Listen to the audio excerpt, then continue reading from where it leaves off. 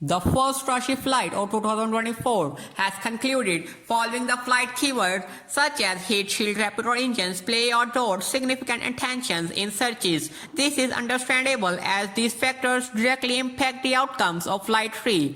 However, let's not overlook the impacts on the ground, particularly on a Stage 0 system, which also underwent significant effects from the flight immediately following the flight. SpaceX embarked on upgrades and improvements to the launch pad, as well as works related to the second launch tower on today's episode of SpaceX Saga. Let's delve into these upgrades. A week ago, after a Flight 3 mission, most people assisted the launch pad to in the good condition similar to Flight 2. While the launch pad didn't sustain damage like Flight on it did ensure some damage according to images captured after a launch.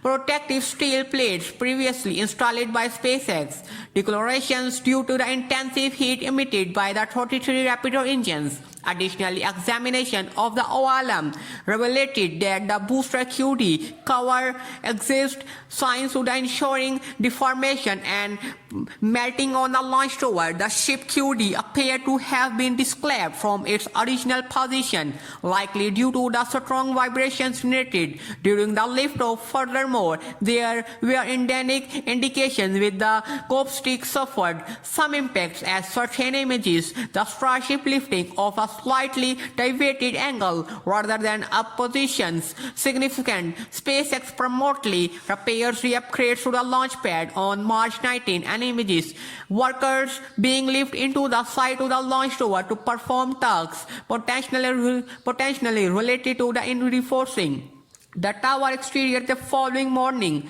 another team removed the entire rear section of the booster Chute, providing inciting the internal condition which appear to have suffered subsequent where from the flight radar. The day the methane liquid oxygen fuel houses were also removed from the booster Chute, possibly for the replacement with I house. I believe these initial repairs to the launch pad are just the beginning to the extensive maintenance and upgrades that SpaceX will undertake in the near future.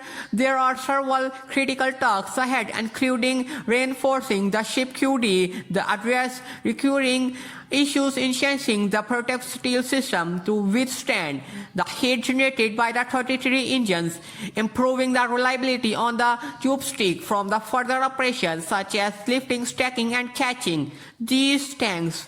While both positions SpaceX rapid workers piece suggests that will be completely effectively. Additionally, alongside upgrading the existing launch pad, SpaceX is also forcing to the constructing a new launch pad tower, although the stacking of the launch tower significant as not yet likely due to the attention diverted to Flight 3. I anticipate its work intensify following the completions of the recent flight. It appears that SpaceX is actively expansion improvements their launch infrastructure. The U.S. Army Corps of Engineers is currently SpaceX request to expand and improve land of the construction of the second launch tower. It's anticipated that SpaceX requests will receive support given to significance of their operations and potential benefits to the community. Even its approval is not generated. SpaceX still has ample space. The previous test and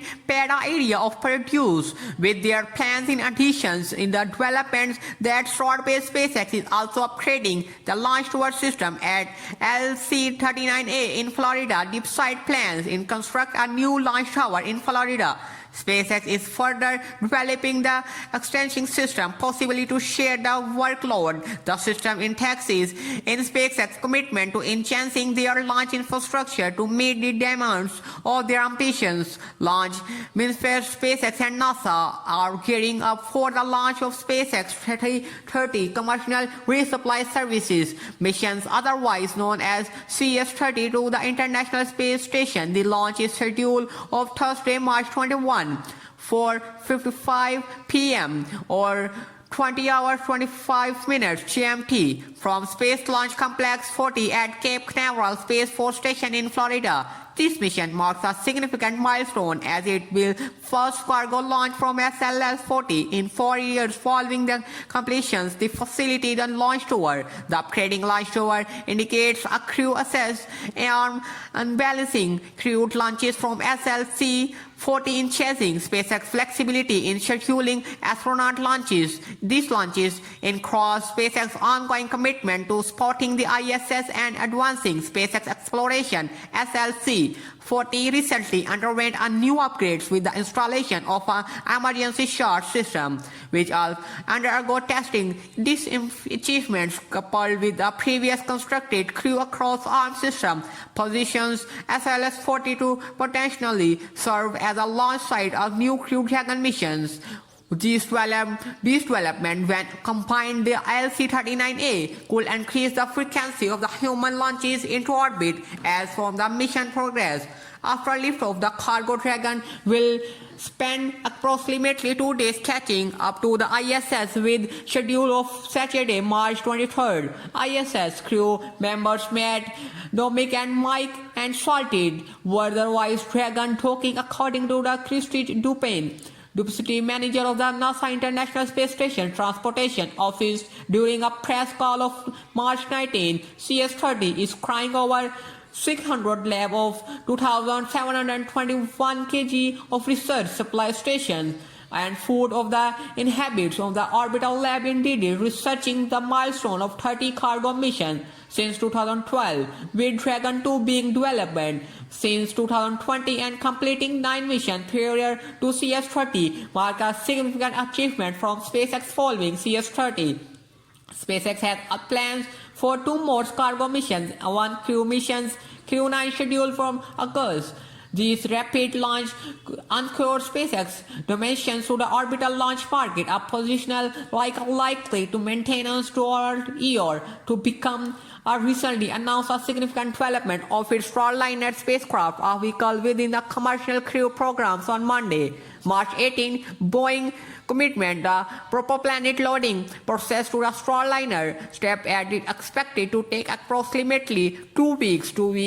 This operation involves specialized team trained technicians, fuel and proper-planet engineers and electricians, test engineers throughout the process in significant spacecraft continuously by the team, including various seniors, values and overall environments with the CSPF to commercial crew and cargo processing facility with proper planet loading operations marks a significant milestone for Boeing Starliner spacecraft as it progresses towards its first crewed FL. The flight upcoming mission, known as the Crew Flight Test, is currently started from the yearly launch as a top United Launch License Alta's 5 rocket and Cape Canaveral Force Station located on Florida Atlantic coast. Its missions will transport NASA and astronaut Suni Williams and Butch Wilmore to the International Space Station for an approximate 10 days.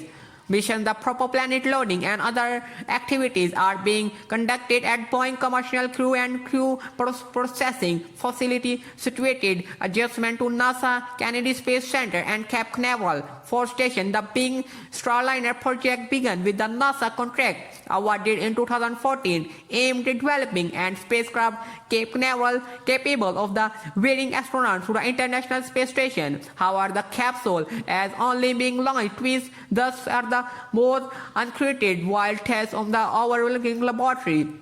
The first launch pad in December of 2019, several issues that fell in with the ISS and planned the second attempt of May of 2022 was successful with the upcoming crew flight test mission originally scheduled for the launch last summer as faced multiple delays due to technical challenges. Among these challenges were issues with the suspension lines on the Starliner main and the presence of the flammable tape around much of the wiring. However, technicians and science addressed with problems and the CFT mission is now on track from a launch tour this spring as well. Folks, about it today episode. Thank you so much for tuning, and always this is Kevin from SpaceX Saga, and until next time.